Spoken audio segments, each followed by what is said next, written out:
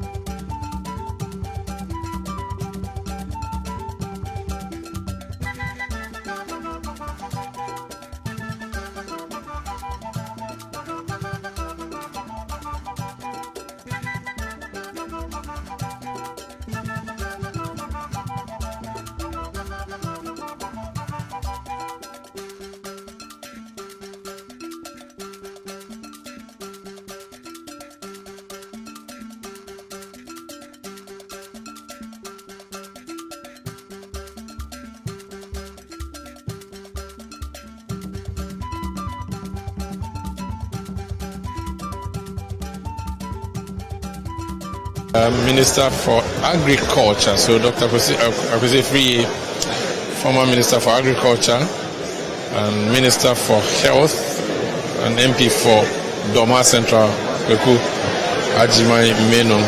On the floor itself, more commandery happening there. Asin Central MP, Kennedy Japong, I believe he still can't believe what has happened. That he has lost, or his side has lost, the speakership of the House. Very, very unexpected, very unusual. First time, so surreal that we are seeing this. A Speaker of Parliament coming from a side that is not at the Jubilee House or the Presidency or the Flagstaff House. Very, very interesting. The leaders having returned to their seats, we should be hearing the clerk move in and then make the formal announcement of who has been elected speaker. And then we may be soon seeing Alban Sumana Kingsford Bagbin wearing the gown of speaker. He has acted on a number of occasions as speaker when he was serving as deputy speaker. This time he would be in charge of the House. He would be controlling the House. And boy, oh boy, would this be requiring a lot of compromises, lots of consult. Because you need a speaker to be on your side as a president before you push anything through. This speaker is not on your party side. How are you going to get him to assist you? Duke Mensa Opoku, our parliamentary correspondent, is back. Duke, what have you been digging up again? You can see that moments ago we saw some members of the minority retinue whisk away the former MP. I don't know if you've seen, if you saw what happened. Maybe from where we are standing. When you say minority, that's not very clear. Sorry, I quite like making this mistake. Sorry, the NDC. The NDC caucus. Sorry, I'm sorry. I apologize, listeners. NDC caucus. It's okay. No, I've actually been roasted on social media I know. So you apologize. Yes. Okay. Yes. So the NDC caucus is being whisked away because actually right now he's the centerpiece of the compromise that's going on. But another thing which has caused a breakdown in the negotiations downstairs right now, the meeting is happening at the speaker's lobby, and there's some sort of a breakdown is because I'm told that the leadership of the House wants, because the voting process was inconclusive, they want it announced as if Michael Oquaye's candidature has been withdrawn and Bagbin is the compromise candidate as speaker. Then you have first deputy speaker coming from the NPP and then second deputy speaker proposed by the NDC to be the independent candidate. Explain that again. Okay, so this is the situation. You know the voting process was inconclusive. No, the voting was inconclusive in the sense that the results have not been announced. We don't have any results. And the counting of Bagbin's votes were actually not done because of what happened with Carlos Ahinkra. Because Carlos Ahinkra whisked away those ballot papers and the rest. So the communication around it is what they want to do is to say that Michael Oquaye's candidature has been withdrawn, and that by compromise we have because if they want to strictly, they say if they want to strictly push, they will call for another round of voting for the speakership. You get the point. So to avoid all of that, the communication is that Michael Oquaye's candidature has been withdrawn.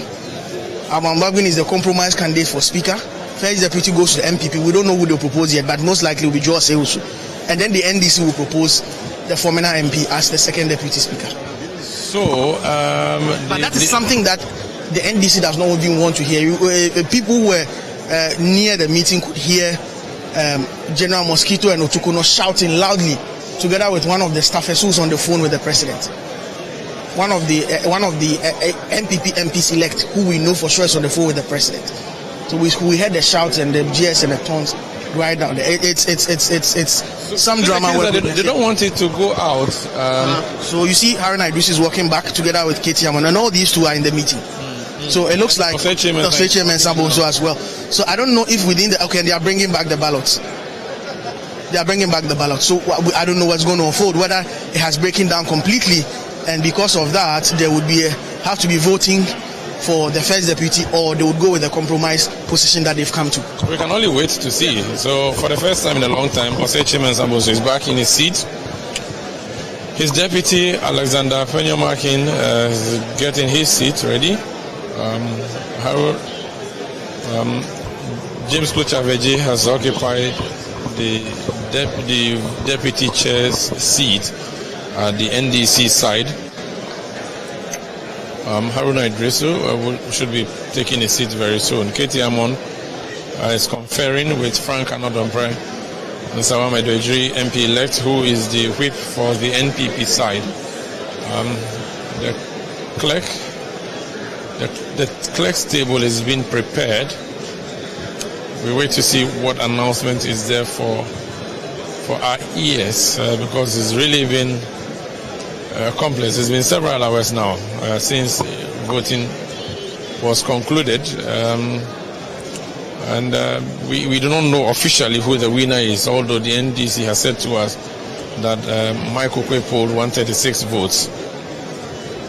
There was one rejected ballot that we saw, and that would then automatically mean Bagbin polled 138 votes. So that is the picture here that we are looking at. So what that means is that someone definitely from the MPP fold must have voted for Alban Bagbin. Someone, just one person, because NDC went into battle with 137 votes, and it polled 138 for Alban Bagbin, and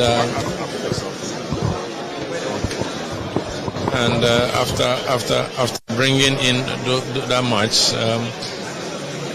we have a rejected ballot. So two people have undone the MPP. One voted completely against the NPP's candidate. One person voted, but the votes did not count. Now, if you had added these two votes to Mike Okoye's 136, he would have polled 138. But from what we are seeing, it seems Mike Okoye has been sent to retirement on the information that we have. We still wait to hear the formal information or communication on the floor. This is 97.3 City FM, City, of course, as well. My name is Mark Sandamadu. We are broadcasting from Parliament House. I'm here with a team of journalists, Selam Kojo Adonu, Duke Mensah Opoku, Fred Tete Jabano. We'll be joined later by Sixtus Don Ulo, who will be giving us some more updates on what he has been picking up on his way here. But there's more.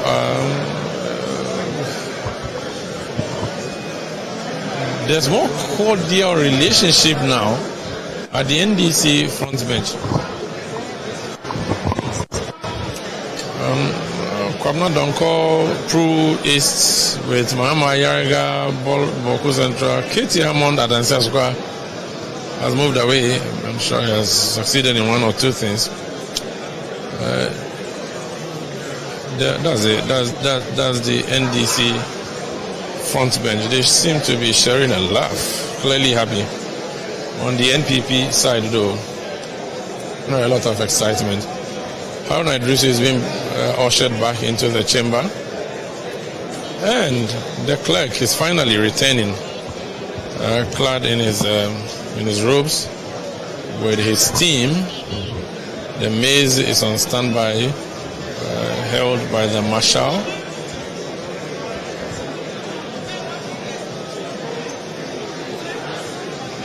It seems there's a consensus now. It seems we're going to be hearing an announcement soon. A decision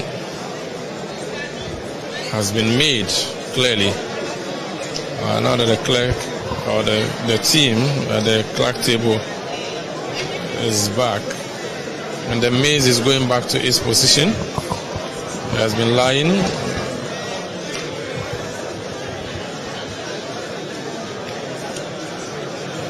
The marshal has placed the maze back.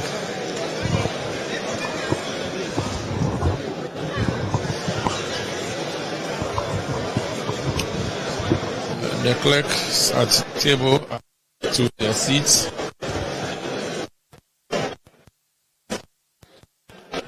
Distinctive by the color of his robes. He has had a tough night last night, didn't he? It's just a matter of time before he switches on his microphone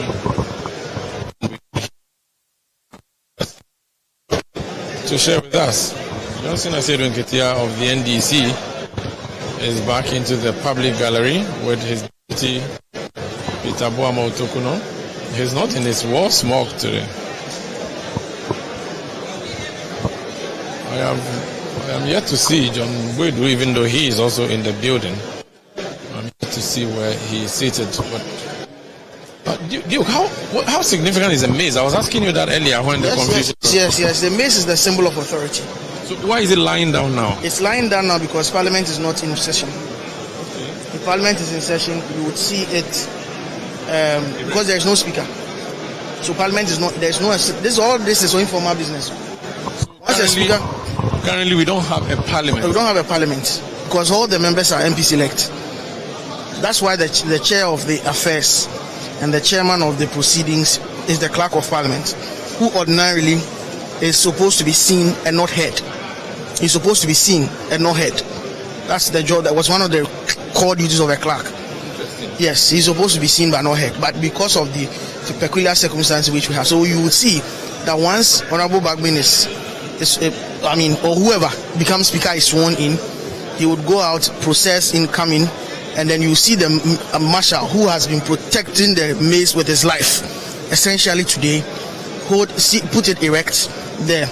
Usually when the house is tilted in a certain angle, when the house is doing what we not so much of a serious business, especially during consideration stage, things that are not really consequential, you will see it tilted a bit. The marshal will bow to it and then tilt it a bit. But when there is serious business, it has to stand erect. Yes, so that is the symbol and authority of Parliament. So for 4 years, it's supposed to either be erect or tilted? Never. When the house is actually in session, it will never be lying just like that. So it's only during dissolution that you see it lying that way? It lying down like this. So when there's no Parliament? When there's no Parliament, when the house stands suspended or dissolved, that's when you see it lying. Wow. That's why it was also one of the issues of controversy. Remember in the last Parliament, the 7th Parliament, when because of the COVID exigencies, there was a serious argument between then Speaker Okwe and Chairman Sambunsu and Harry Naidusu over what should happen, whether the house should be adjourned or suspended. And because the mace was in position, you couldn't say that the house was adjourned or suspended.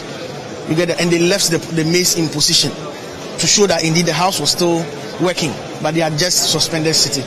So those are the intrigues and the dynamic. But the mace essentially is the power and authority of Parliament itself. Interesting. And the clerks, tell us about their job. What do they do? The clerks are so you have the clerk. The clerk is for want of a better word, if you are a party, you will be the general secretary. Okay, so he's the administrator. He's the administrator, the administrative head. Or for want of a better word, he's the administrative head of the parliamentary service. Okay. He runs the parliamentary service as the administrative head. But apart from that, he officiates. It's got everything to do with the administration of Parliament. And here he ensures that members of the House are served with sufficient copies of everything. He essentially runs the operations in Parliament. Using the clerks at table. Using next to him are the clerks at table. The head of the table office is the one who is sitting next to him. He's called Reverend Ebenezer Ahomajetro. He's a lawyer. Now he's the head of the table office. The table office deals with all sorts of things, from the printing of, from ensuring that members have sufficient copies of bills, to attending to issues that have to be attended to, especially with regards to documentation. So he mans essentially the register, attendance, all things that have got to do with the running, the nitty-gritties. We may call him the COO, the Chief Operating Officer. If you call the clerk the CEO, he will be the COO, and then he has the ladies who assist him. So usually when you have, and they read out stuff on in Parliament. So if you have a bill being read for the first time, they would actually read what is called the long title of the bill, and then you have the minister who is sponsoring it bow. So that's the table clerk. That's the table clerk, and then you have the ladies, the clerks at table. During most of the time, you have the two ladies sitting by the head of the table office, and then you have the Oga at the top, for want of a better word. So assisting. During proceedings, does the clerk himself have to be there all the time?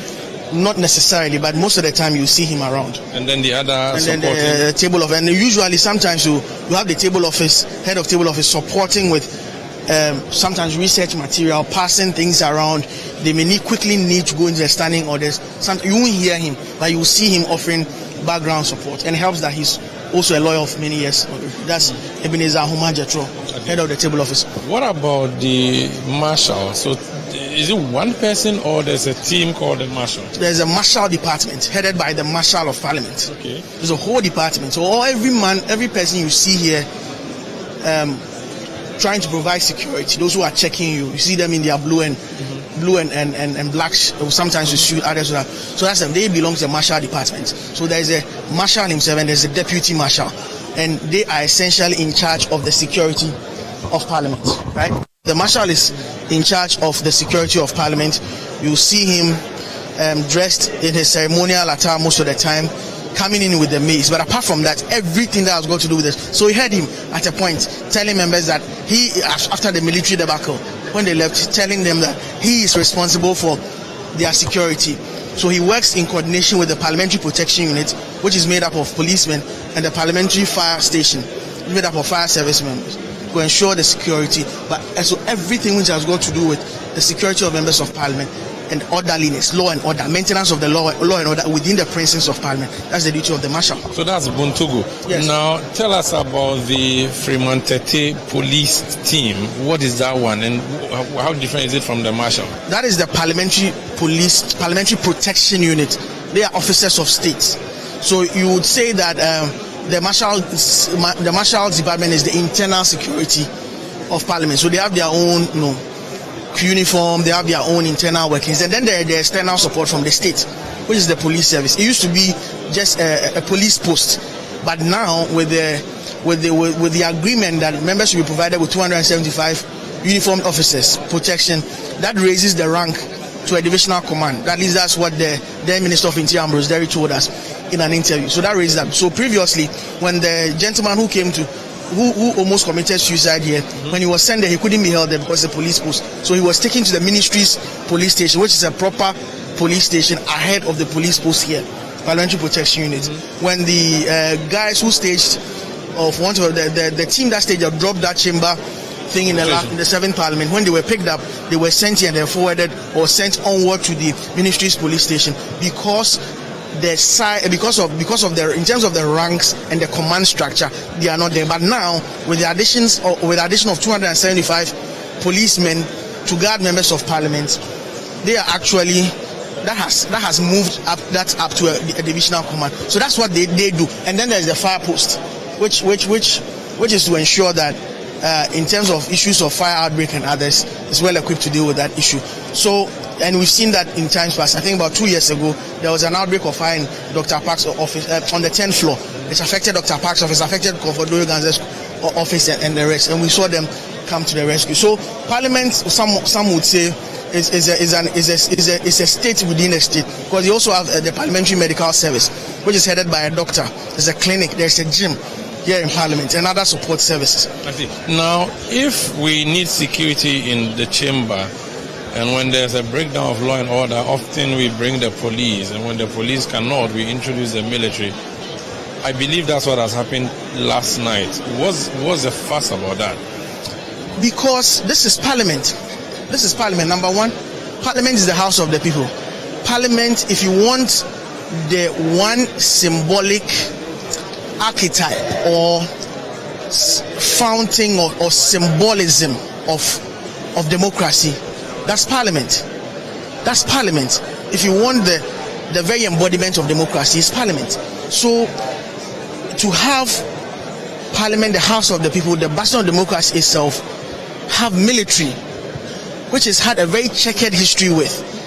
Mind you, take a listen to all the speeches of the people who have conducted coup d'etats in this country. They say Parliament is dissolved. Parliament stands dissolved. That's one of the first things. All ministers should report to the nearest police station. Parliament stands dissolved, and the development of Parliament has actually been curtailed.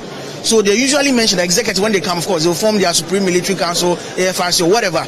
Keep the judiciary, even though they'll form kangaroo courts. But Parliament would always suffer for that. So if you listen to one of a man who ran the Third Republic, the late Ambassador Olins, he used to be regularly trained members of Parliament when they came in. He would always tell you that the reason why the parliamentary arm of government or the legislative arm of government has not developed as it has to develop is because of these, every time there is a coup d'etat, the life of Parliament, it has actually caused the stunted growth of Parliament. And to have military men walk in here to try and use sheer size, fully armed, I think that is a disgrace. Even if they are here to maintain order? But these are honorable men who are and since the vote happened, you've seen how they have used dialogue, how they have almost thrashed out their differences. Of course, it's a disappointment that it's had to travel the long haul to get here for us to see them using their jaw instead of war, whatever it is. But these are on any day. And let me tell a lot of people this at home. It's not every time that you see what you see on the floor of Parliament is what essential. About a bulk of Parliament's work happens in the committees. And I can tell you about 8 out of 10 committee reports that come to the floor of Parliament is recommended for approval by consensus, by agreement, which means that they work a lot in agreement. Most of the time, what happens on the floor of Parliament, the plenary, is staged, essentially, with the exception of a few times that you see raw emotions pop out, the likes of the Japan, the likes of the AGM, that you see raw emotions. Most of the time, it's staged. The speaker has a list of people who will speak and the arguments that they'll make. So that the minority would make arguments, and at the end of the day, they'll say, we support the motion. So this is a tried and tested house when it comes to building consensus. And upon all of these things, you would walk out, go to the cafeteria, and you see them there sitting down, they're paying for tea and confectionaries for each other and enjoy themselves there. So what happens here sometimes, I think maybe we play it out of a bit, but there are times that raw emotions come to play, and as you must, and we've seen that today. So allow the House to deal with this mess. You don't have to invite external. And even the Marshal can deal with that. The Marshal and there's Parliamentary Protection Unit, or let the Marshal call his men in to come and speak to them. Or let those who have become emissaries, the likes of KTM and the rest, deal with the issue. Because you see, they were seated. They were not going. You saw the military men come. They are capable of dealing with it, Sanda. Now, when things like this happen, it's a breach. Can someone be punished for this, even though we don't have a parliament properly speaking? I think that if people want to hold grudges, right? There's been a lot of unparliamentary and crass behavior, to put it very well, here. They can recommend for some of them to be taken to the Privileged Committee of Parliament, that their actions have brought the name of Parliament into disrepute. Over these actions, and get them sanctioned, suspended. Thank you. That's Duke Mensah Opoku. Let me say that the leadership of the House is back, except that they are still not seated properly for proceedings to commence. The majority, I'm not even sure who is majority now. Let me be careful here. The NDC and MPP leaders are at the clerk's table having some discussions. I see Haruna Idrisu and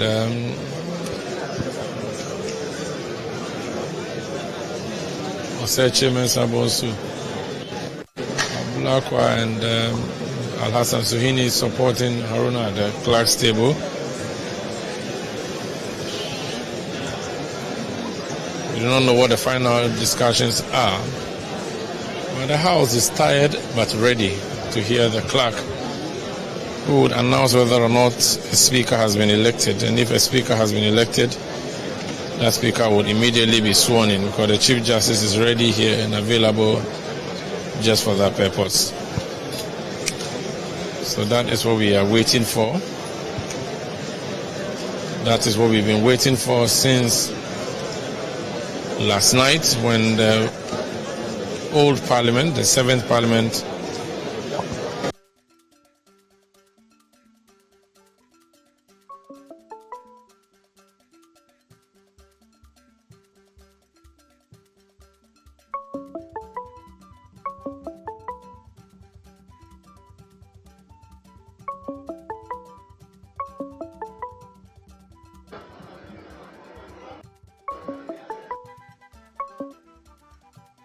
counting did not happen, and then there was. We're broadcasting from Parliament House. My name is Omar Sandam. I'm here with the team. Salam Kojadono, Fretete Jabano, Sixtus Don Ulo, Richard Mensah, Jude Duncan, and a whole team of technical, online, and social media support staff. We'll be back, by which time the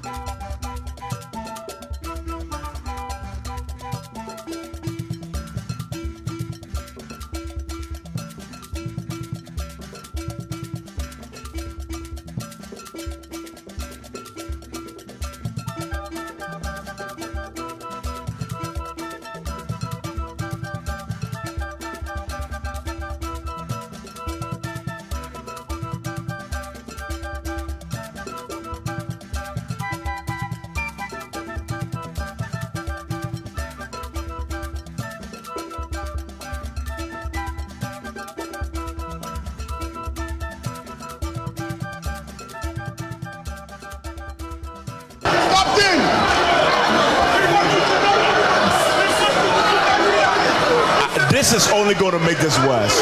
Whoever brought in the military men, and I can't even tell if they're actually military men, whoever brought in these uniform-wearing individuals into the chamber has done a great.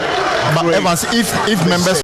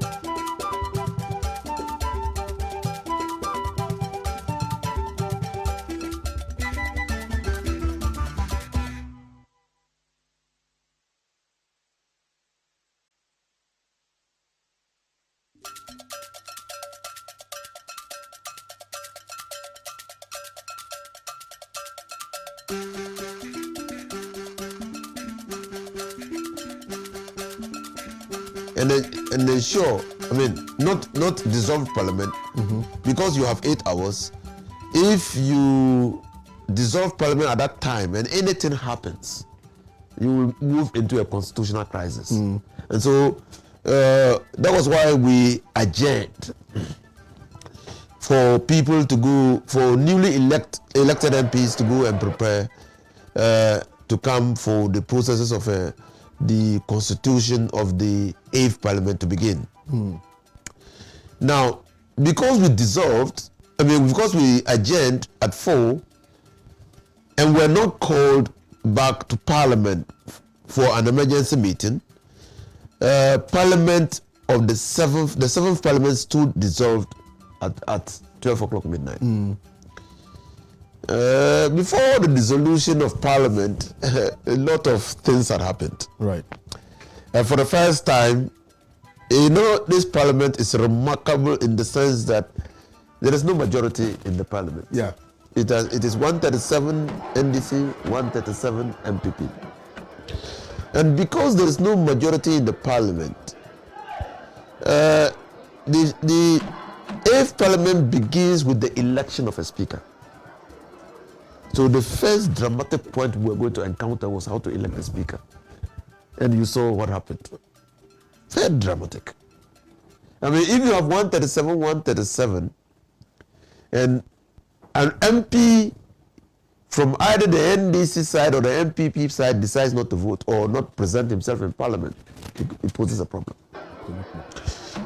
Now you also have to understand the legal battles that came before preliminary legal battles. Yeah.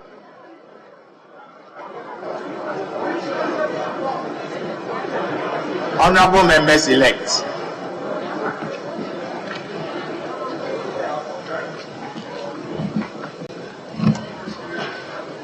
Honorable members elect, about 2.5 hours ago, an unfortunate incident happened in the process leading to the declaration of the results of the election of the speaker, out of which leadership held some consultations. Accordingly, I have the honor to declare Honorable Alban Kingsford Sumana Bagbin as Speaker-elect.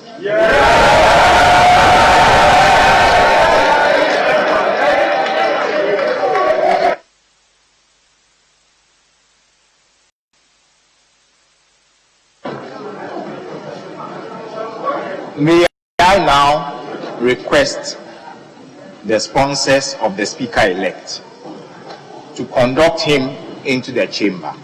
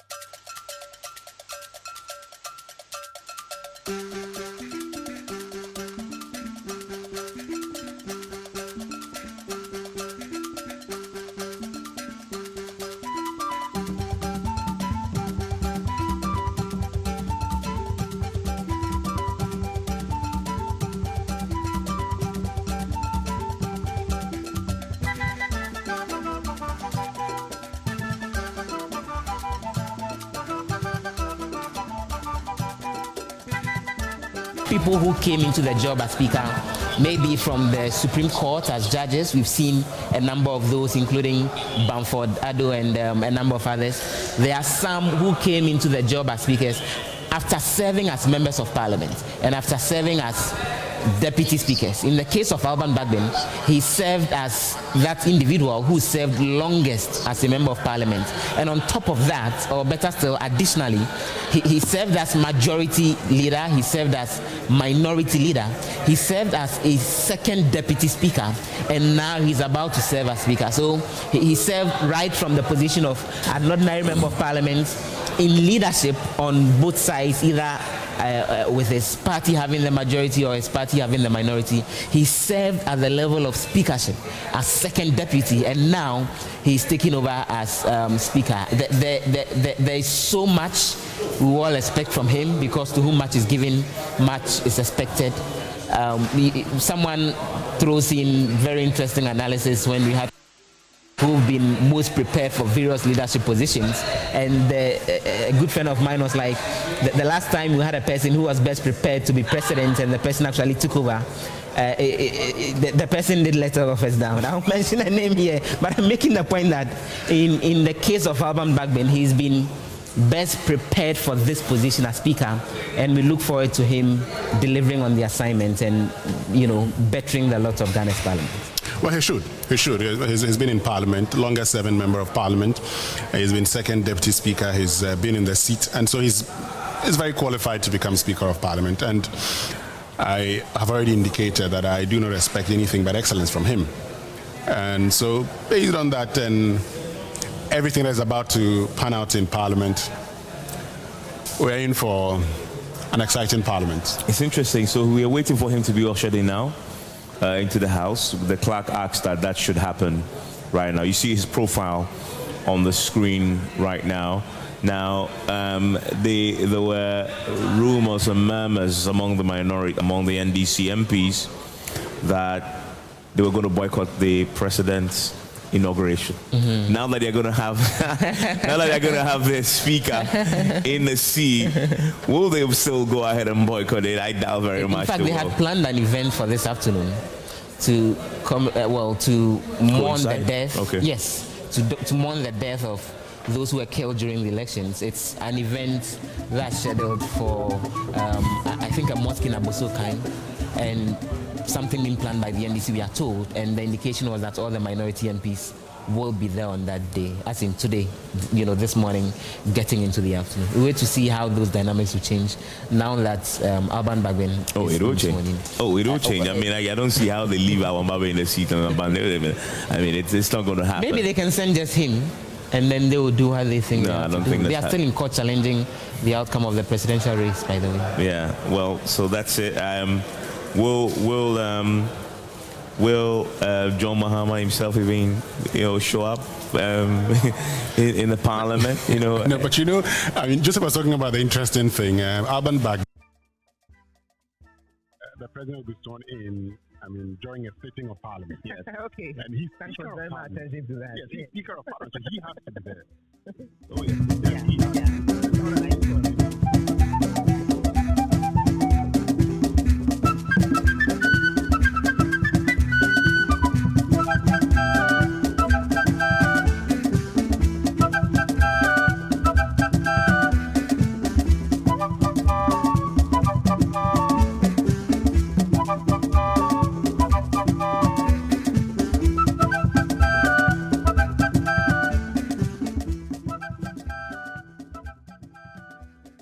I mean, it's not going to happen.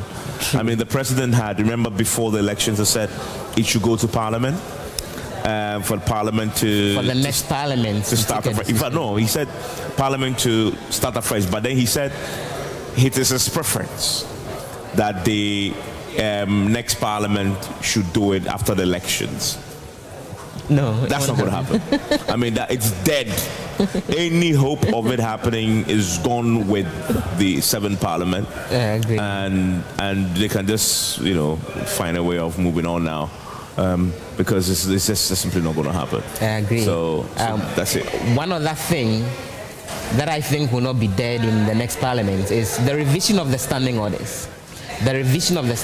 Because then the objective of it was to strengthen the work of Parliament and make it more effective in its control over the executive. Now, Alban Bagbin was the chair of the committee that actually proposed the revision to the standing orders. Because approving it got delayed at the very last minute, then the minority insisted that they think it's business that shouldn't be rushed through the House, so it should hold on going into the next Parliament. But we all know that when business gets held onto and you go into the next Parliament, it needs to start from the scratch, because in this case, a new committee has to be established with members from the 8th Parliament to look at it and then come back to the House with a proposal. So then the House would usually want to exhaust business that they are working on rather than waiting for it to spill over into the next Parliament. But what we can be clear our minds on is that this time around, Okay. well, Joseph, let's hear the clerk. Whilst waiting for the speaker-elect to be conducted into the chamber, I now respectfully invite for the speaker-elect to be conducted into the chamber. I now respectfully invite His Lordship Justice Enin Yeboah, the Chief Justice of the Republic, to proceed to the dais and to assist to administer the oath of allegiance and the Speaker's oath.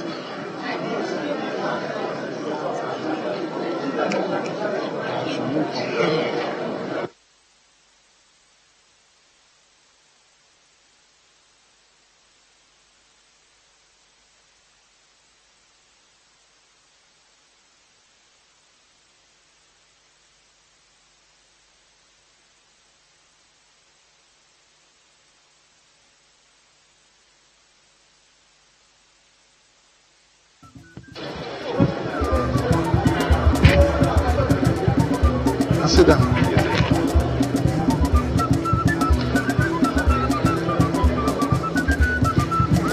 Honorable members may resume their seats.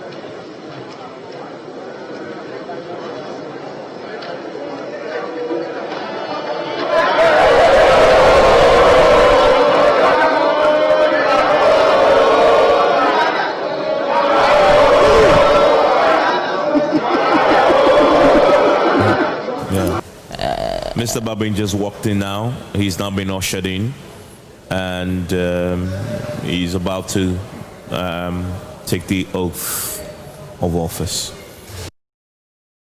and listen in to the swearing in. Yes. Repeat after me. I, Alban Sumana Kingsford Bagbin, do in the name of the Almighty God swear. Do in the name of the Almighty God swear that I will bear true faith and allegiance. That I will bear true faith and allegiance to the Republic of Ghana. To the Republic of Ghana. As by law established. As by law established. That I will uphold. That I will uphold. The sovereignty and integrity of Ghana. The sovereignty and integrity of Ghana. And that I will preserve. And that I will preserve. Protect. And defend. And defend. The Constitution of the Republic of Ghana. The Constitution of the Republic of Ghana. So help me God. So help me God.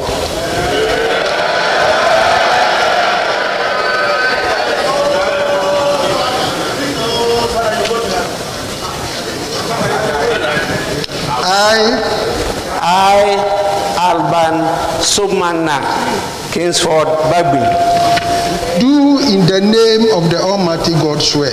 Do in the name of the Almighty God swear that I will bear true faith and allegiance. That I will bear true faith and allegiance to the Republic of Ghana. To the Republic of Ghana. As by law established. As by law established. That I will uphold. That I will uphold the integrity of the Republic of Ghana. The integrity of the Republic of Ghana. That I will faithfully. that I will faithfully and conscientiously discharge my duties as Speaker of Parliament, and that I will uphold, preserve, protect, and defend the Constitution of the Republic of Ghana, and that I will do right to all manner of persons in accordance with the Constitution of Ghana and the laws and conventions of Parliament, without fear or favor, affection or ill will. So help me God. Congratulations. Thank you.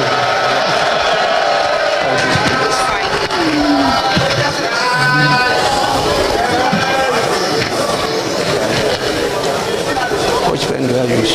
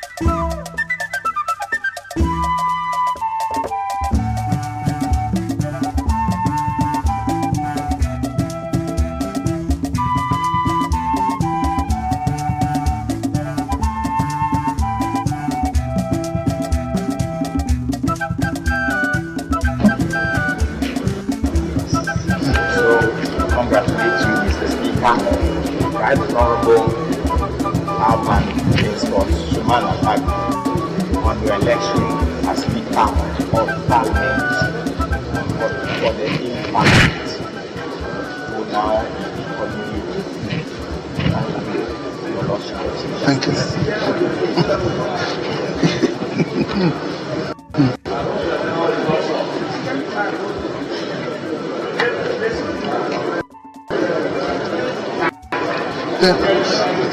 Excuse me. So whether we can help.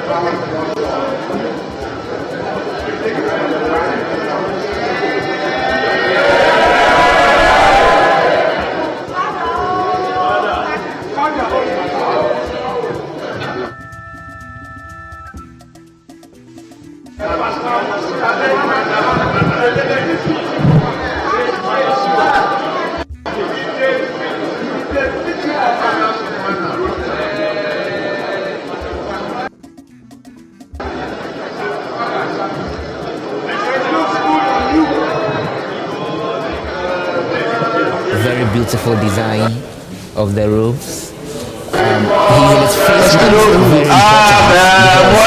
He's in his face mask, very important because everything you've seen in the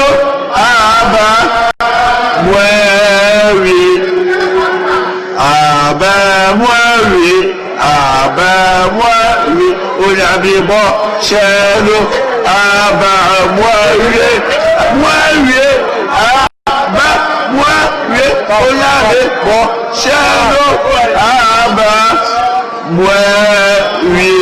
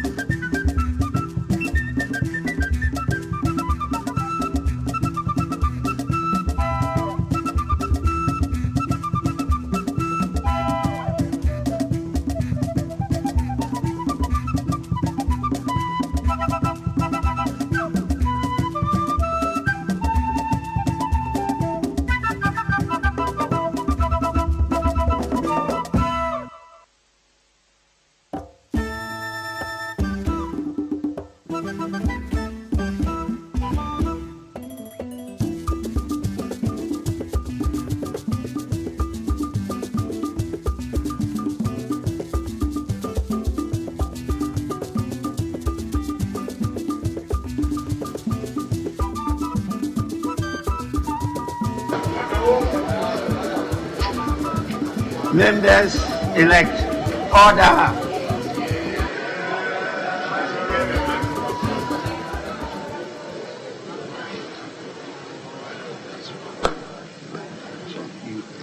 This one.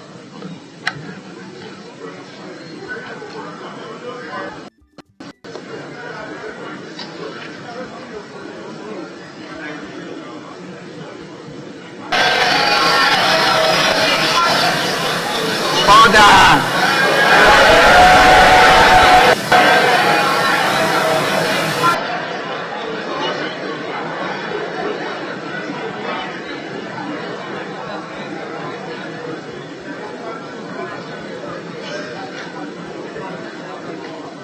I will now want to read my acceptance speech. Your Lordship, the Chief Justice,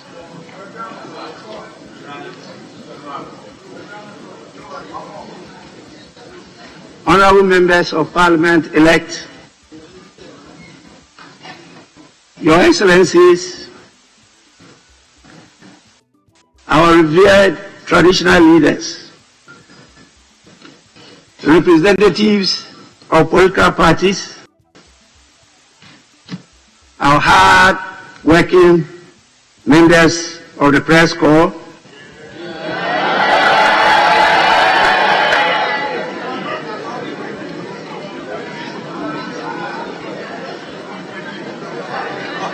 distinguished invited guests, ladies and gentlemen, I humbly accept the high privileged office of the Speaker of the 8th Parliament of the 4th Republic of Ghana. In accepting such an honor, I want to first thank the Almighty God for His abundant grace and blessings on me and my family. And I also want to take this opportunity to thank all of you for bestowing this honor and great responsibility on me. Let me not forget Ghanaians, the Electoral Commission, all political parties, civil society organizations, the media, and more importantly, my party, the great National Democratic Congress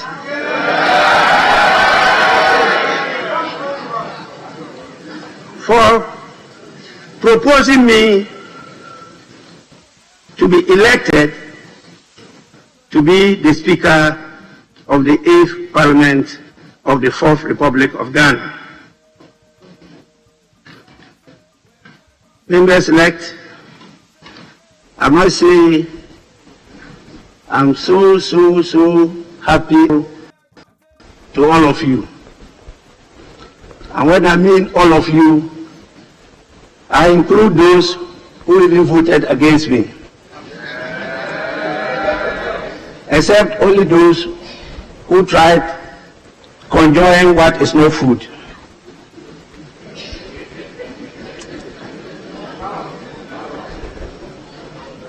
I will submit myself to the will of this House and pledge to serve my dear country, to serve you, and to serve all Ghanaians faithfully to the best of my ability. I will also conscientiously discharge my duties as a Speaker of this Parliament. I want to promise wholeheartedly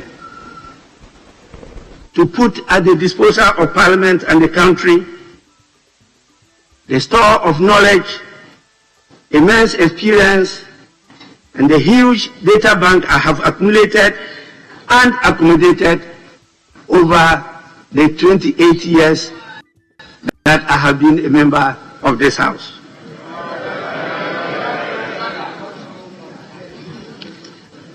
As the standing orders of Parliament directs, after you have performed this duty of electing me as the Speaker of Parliament,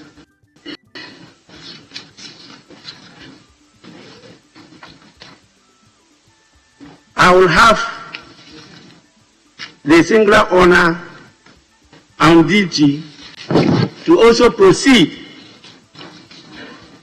to perform the other duties imposed by the standing orders of the House. And so, before I conclude, I want to know from the leaders whether we will proceed to elect the Deputy Speakers of Parliament after we have sworn in the members. I just want to know an indication from the leaders.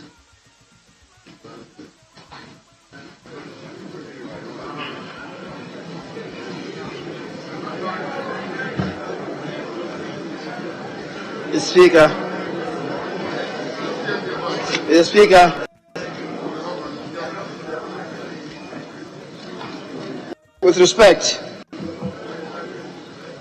now that you have been elected as Speaker and indeed been sworn in,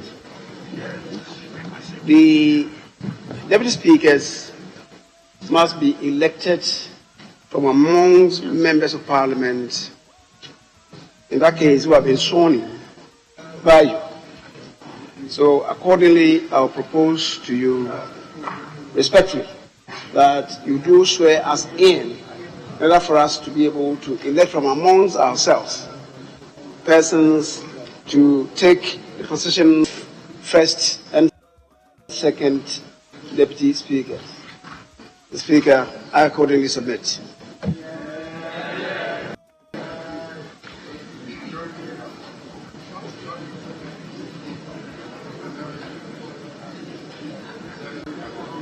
Mr. Speaker, I beg to move. Mr. Speaker, we have consulted at the level of leadership and we concur. And after we have taken our oath of office, we will the two candidates for first and second Deputy Speaker. I so concur with the leader.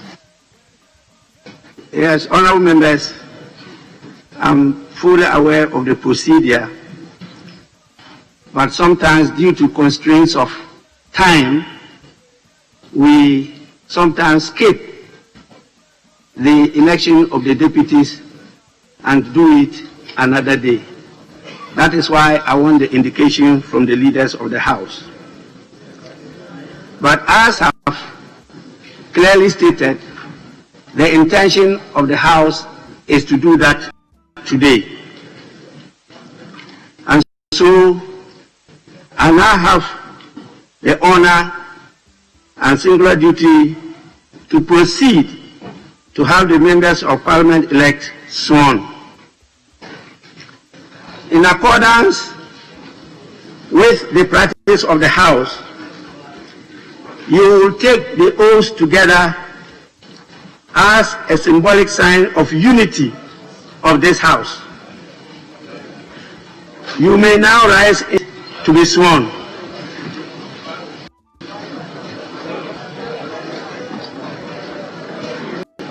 You will take the oath of allegiance first, and then the oath of a member of Parliament.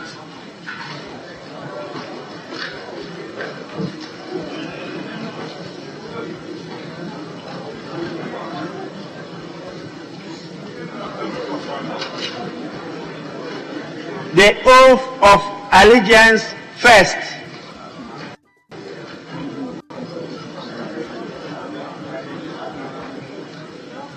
Those honorable members, I'm older than you in this House.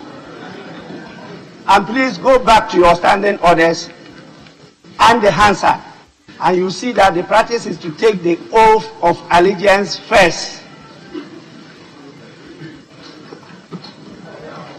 We have the Holy Bible, the Holy Quran, and if you are like me, our revered cross. You are at liberty to select according to your faith. And after that, you say after me, as I did before His Lordship, the Chief Justice. I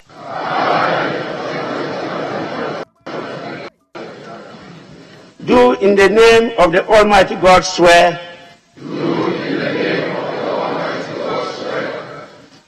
that I will bear true faith and allegiance to the Republic of Ghana as by law established. That I will uphold the sovereignty and integrity of Ghana, and that I will preserve, protect, and defend the Constitution of the Republic of Ghana. So help me God.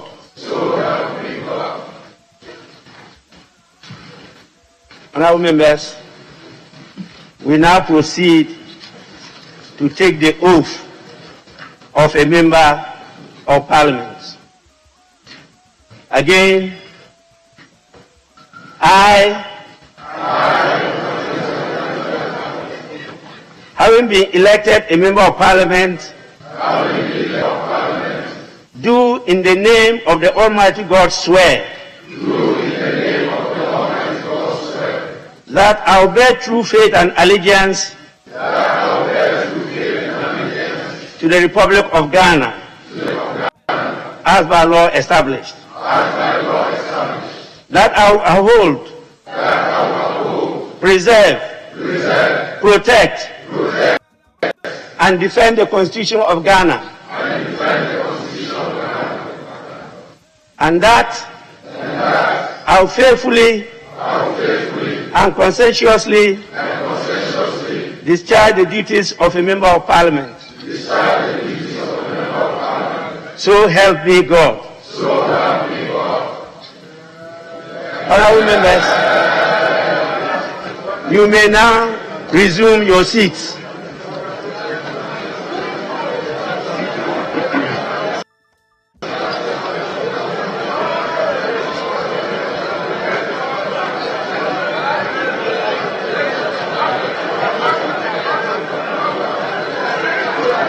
Clap.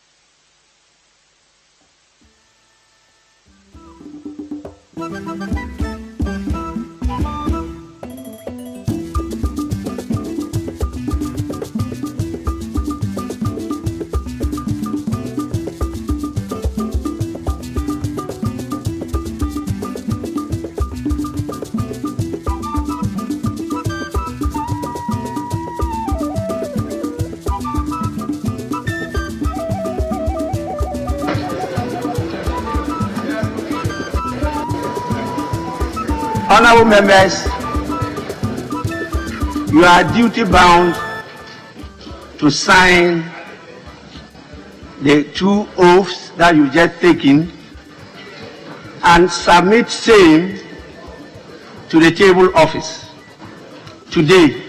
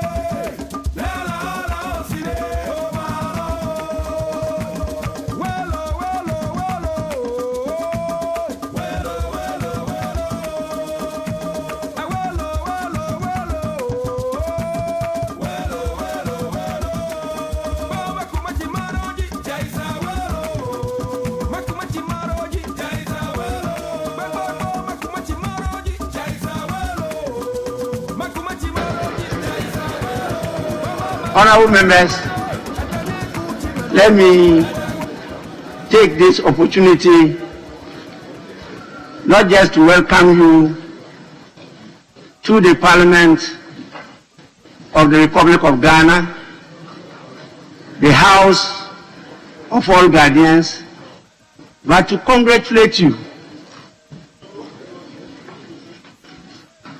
for fighting a good fight and getting the members and getting the mandate of the electorate to represent them in this house. You are all congratulated. Having been along that path for 7 consecutive times, I know how you feel.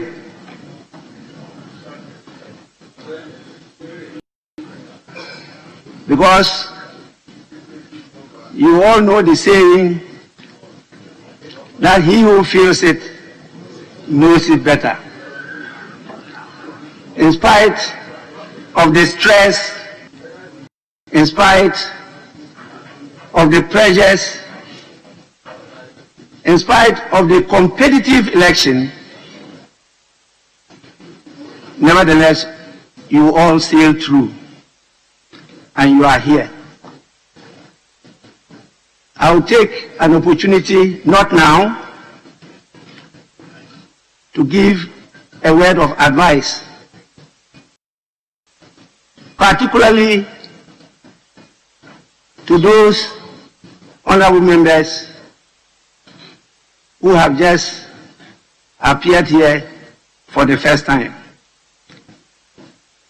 But I want to proceed straight away for us to elect the deputy of the Parliament of the 8th Parliament of the 4th Republic of Ghana. So I invite nominations for the election of the first Deputy Speaker.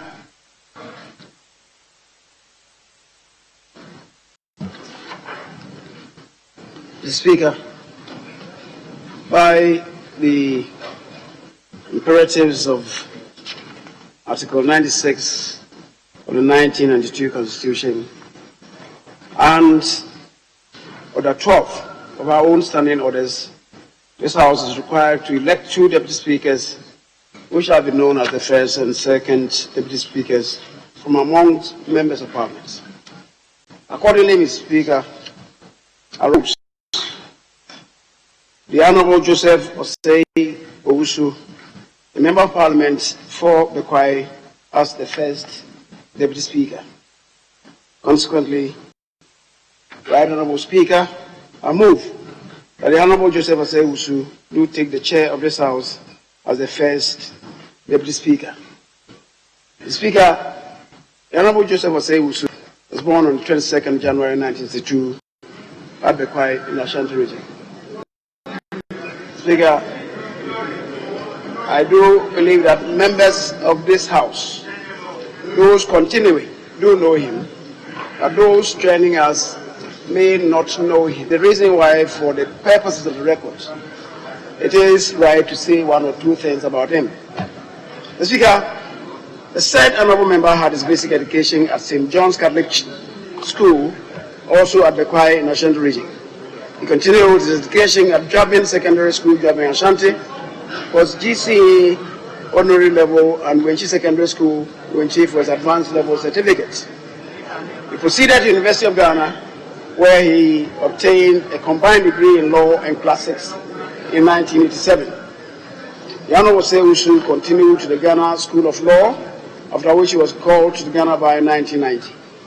Since then, he has been in legal practice in different forms. The Honourable Member started his legal practice with Yalberma and Co. in Koforidua for 4 years, after which he relocated to Kumasi and teamed up with Mr. George Sapon and Abu Kwame Osei Prempeh to start Adom Chambers, from which he engaged in private legal practice for 9 years before he joined public service and served as Chief Executive Officer of the Driver and Vehicle Licensing Authority, DVLA, for 6.5 years. Speaker, He subsequently obtained executive masters in governance and leadership from GIMPA in 2007. Prior to joining DBLA, Honorable Sewusu had held other leadership positions as the Secretary to the Ghana Bar Association, Ashanti Region, elected Assembly Member, the Kwai Ashanti Region, SRC President of Ghana School of Law, and JCR President of Commonwealth of University of Ghana. After 6.5 years at DBLA, the Honorable Sewusu resigned and contested the Kwai seat and entered Parliament in January 2009 as an independent Member of Parliament. He was re-elected to represent the people of the Kwai from January 2013 and has been with us since then. Speaker, as a Member of Parliament for the 5th and 6th Parliaments, the Honourable Member served on a number of committees. He served on the Appointment Committee, the Road and Transport Committee, and the Constitutional, Legal and Parliamentary Affairs Committee, of which he was the ranking member. On January 7th, he was unanimously elected as the first Deputy Speaker of the 7th Parliament of Ghana. He is election to the Pan-African Parliament as the first Deputy Speaker of the 7th Parliament, and indeed the Chairman of the Appointment Committee, which position Speaker officially ended with the 7th Parliament having been prorogued midnight yesterday. He was also the Chairman of the Privileges Committee and a member of the Roads and Transport Committee, among others. The Speaker, this is the member that I propose to the House as the first Deputy Speaker. I so move. Speaker. Honourable members, any seconder? Speaker, I beg to second the motion that the Honourable Osei-Owusu Joseph be the first Deputy Speaker of the 8th Parliament. And in doing so, Mr. Speaker, I've had the privilege and honor to work with him as Chairman of the Committee, of the Appointments Committee. He discharges his duties with diligence. He knows his law, the principles and case law where necessary to support his argument. He also served on the Constitutional Legal Committee of Parliament, and his contribution to debate is always informed by depth. Mr. Speaker, I beg to second the motion. He's already served this august House as first Deputy Speaker, and have discharged himself creditably, and have been very supportive of the Speaker. I beg to second the motion.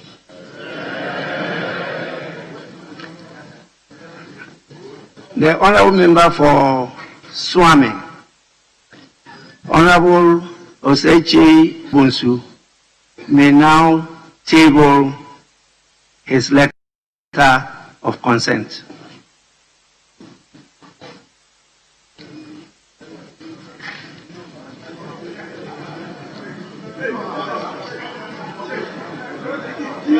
Speaker, the Honourable Member submitted his letter of consent to me, but unfortunately, in the developments that received, looks like it cannot be traced in the confusion that ensued. The Speaker, I'll make a spirited effort to retrieve it and submit it to you. Now I want to pray you to consider and indeed deem it as having been tabled in this House. The Speaker, I shall submit. Honourable Member, I understand the situation, and so you are at liberty to submit it later. I may allow a few months of probation, but I'll apply the rules strictly, and I may not allow too much. Honourable members, because of the learning curve, I say I may allow a few months. After that, we have to go strictly according to the rules. I already pledged to abide by your will. And you also have to pledge to abide by the mastery of the rules, practice, and procedure of the House as decided by the Speaker. The rules will definitely tell you how to disagree and when to disagree with the Speaker. With that, honorable members, I want to know whether there are any other nominations.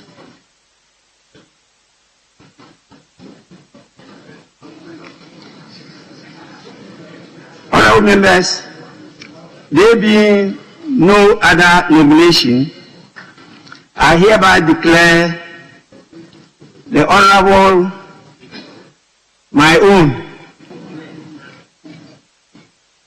I can say without any fear of contradictory that he was my former colleague.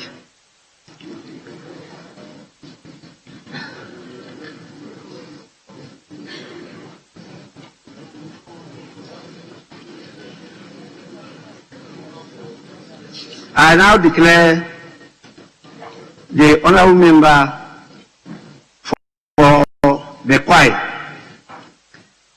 constituency duly elected as the first Deputy Speaker of this House.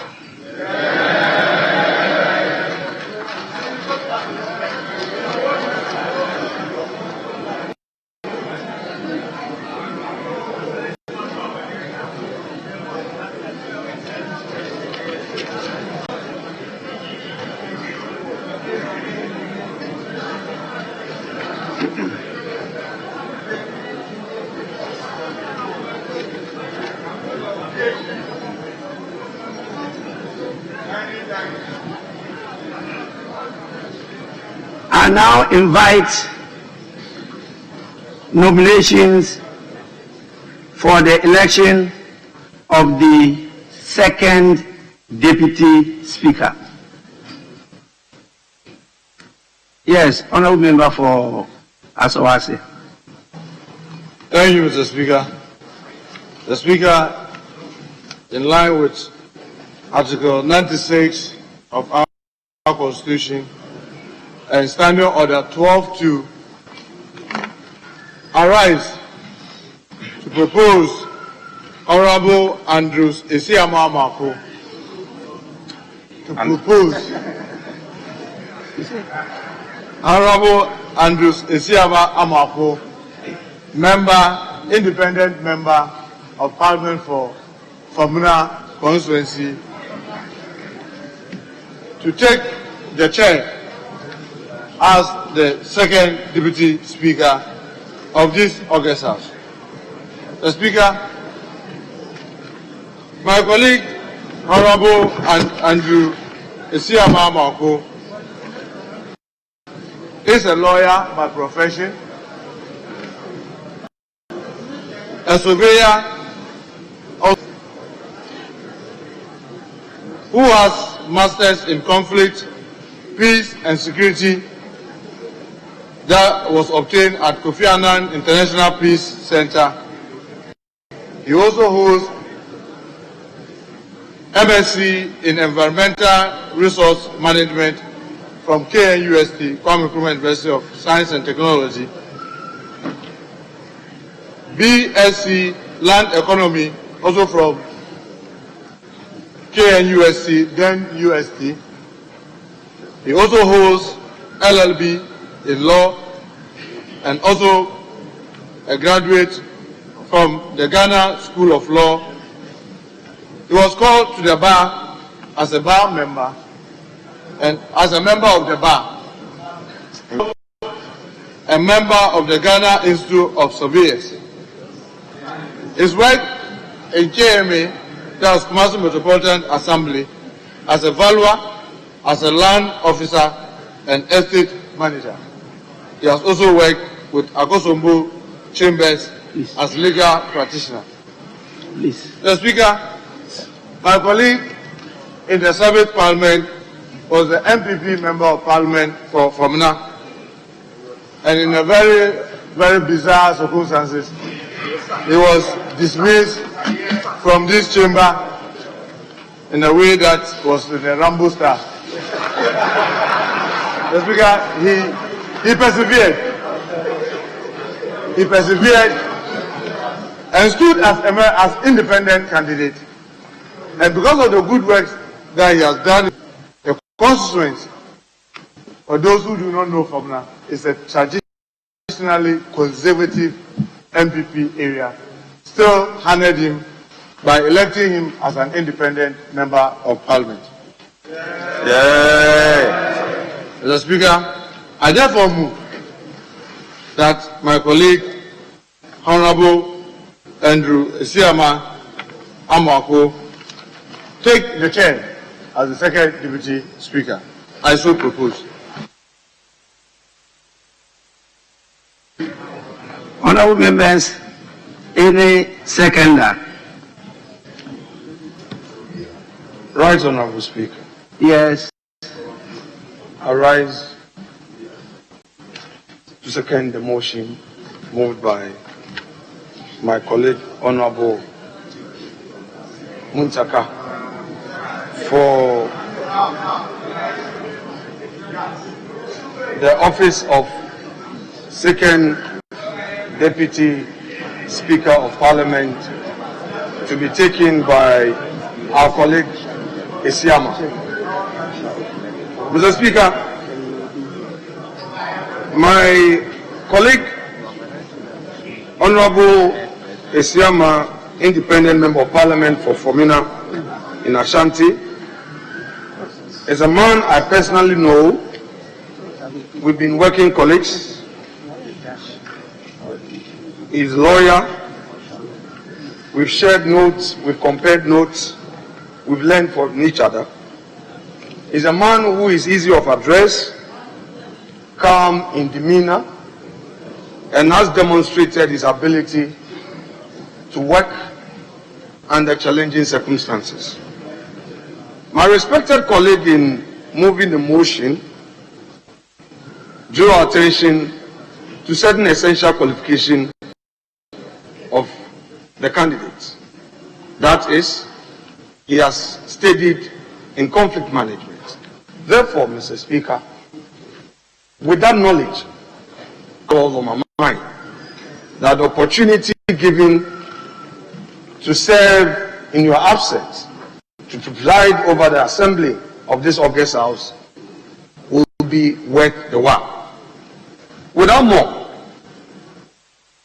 I pray that this house will so consider and elect him for the office of second Deputy Speaker of the 8th Parliament of the Republic of Ghana. I thus second. Thank you.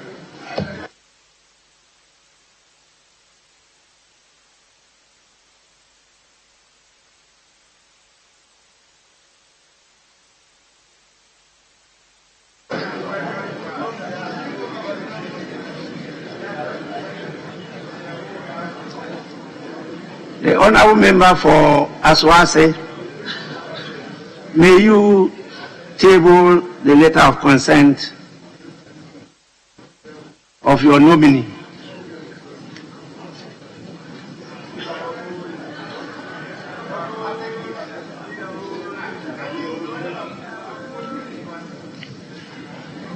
Honorable members, are there any other nominations for the position of the second Deputy Speaker of this House?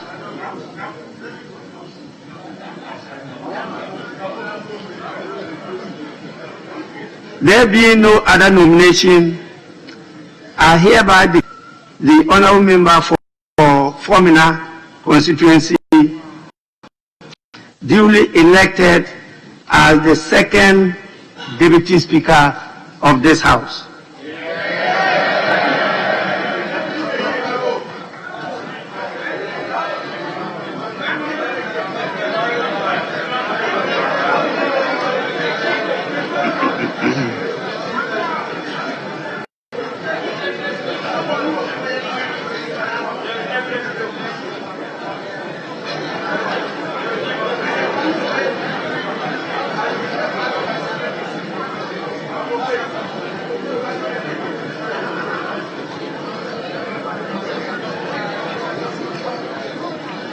Honorable members, order.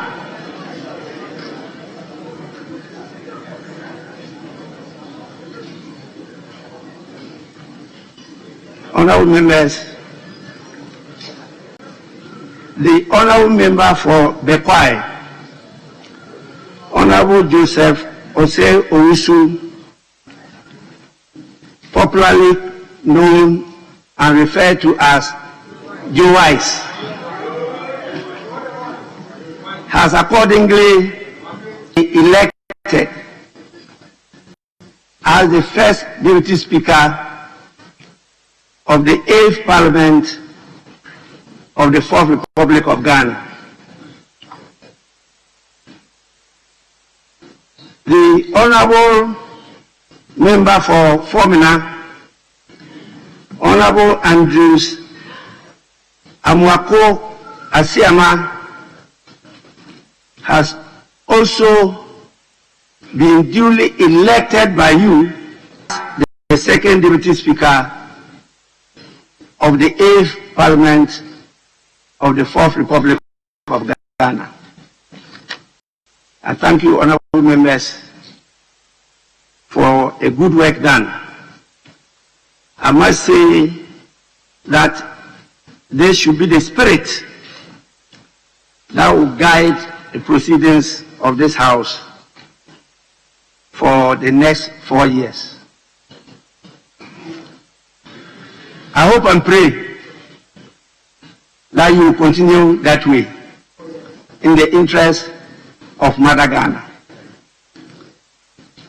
It's not easy to get an independent member of parliament being elected to occupy such a high office as second Deputy Speaker of Parliament. So I'm aware that some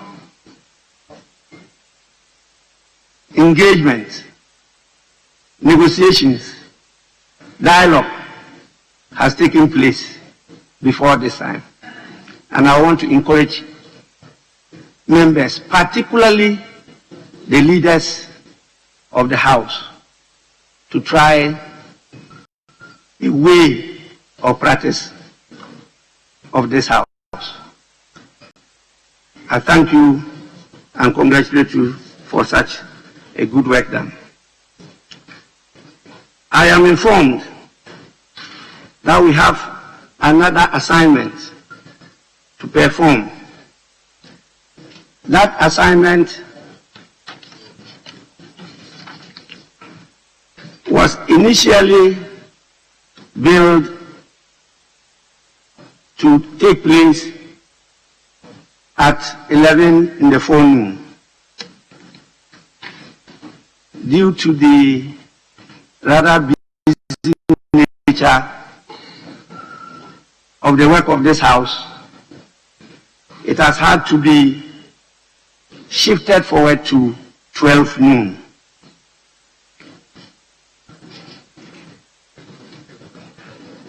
That activity, I know, is well known to all of you. But let me inform you that what I'm talking about is the swearing-in ceremony of His Excellency, the President-elect, His Excellency Nana Akufo-Addo, and His Excellency, the Vice President-elect, Alhaji Dr. Mahmoud Bawumia. It has now been decided that the swearing-in ceremony will take place at 12 noon to today, Thursday, 7th January 2021, at the forecourt of the Parliament House.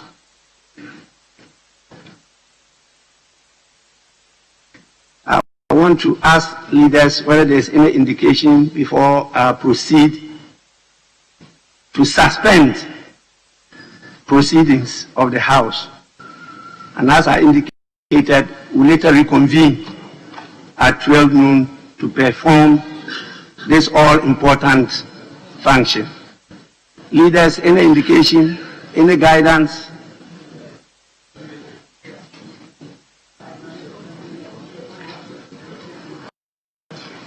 The Speaker, as you have rightly observed,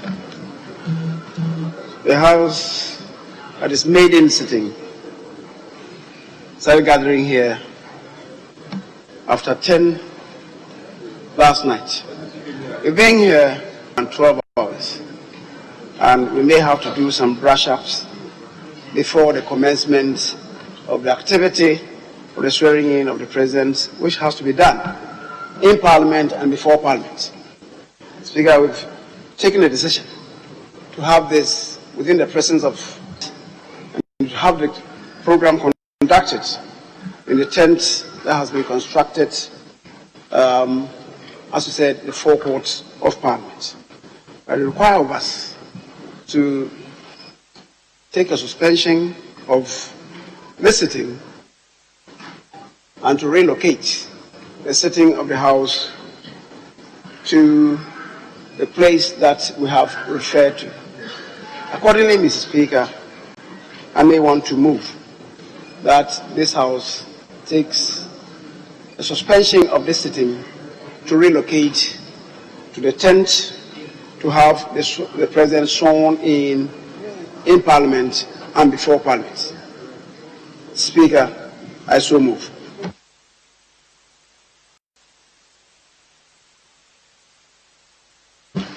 Speaker, I beg to second the motion for suspension and to urge our colleagues and to remind them that Parliament now is properly constituted, and therefore the first step in managing our transition process and in getting President-elect Nana Addo Dankwa, Vice President-elect Dr. Mahmoud Bawumia sworn before Parliament. I do agree with the leader that we allow for some break. We had to undergo this necessary to avoid a political interregnum in Ghana and for the country to have its leadership. I beg to support the leader for a momentary suspension.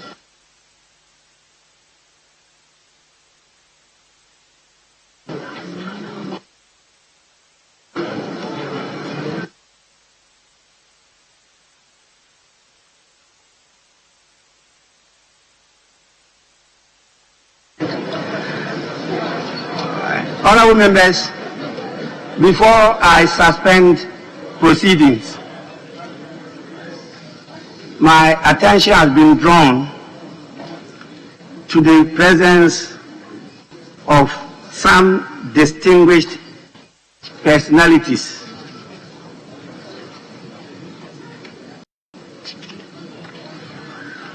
Even though I don't see them at the distinguished sitting area, but I'm told that they are seated at the public gallery. Please kindly forgive us if we are not able to recognize you and formally mention your name. I have only been given two names in the persons of the General Secretary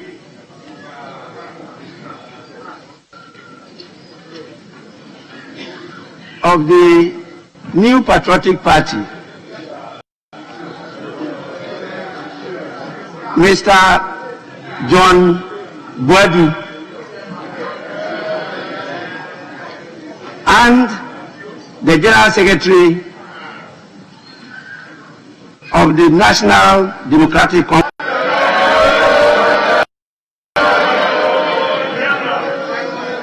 in the person of Honorable Johnson Asedu Nketia.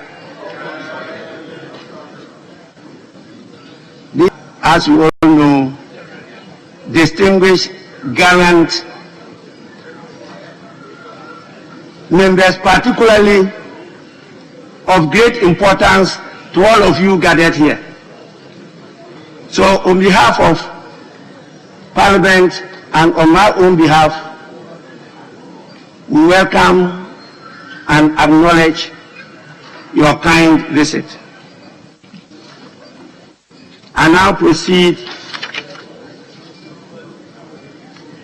to put the question. And the question is that this House starts the proceedings and reconvene at 12 noon to continue with the rest of the business of the House. Those in favor say aye. Those against say no. The ayes have it. The motion is carried. Proceedings of the House is accordingly suspended.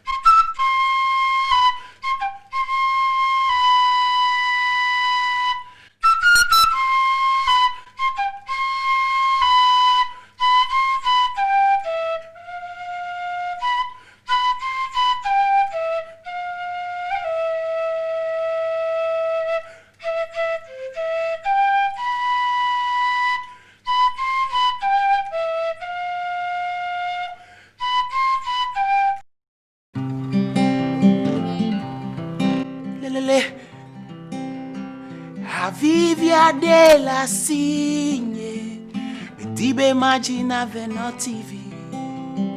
Avivia de la Signe, Medibe Magina Veno TV.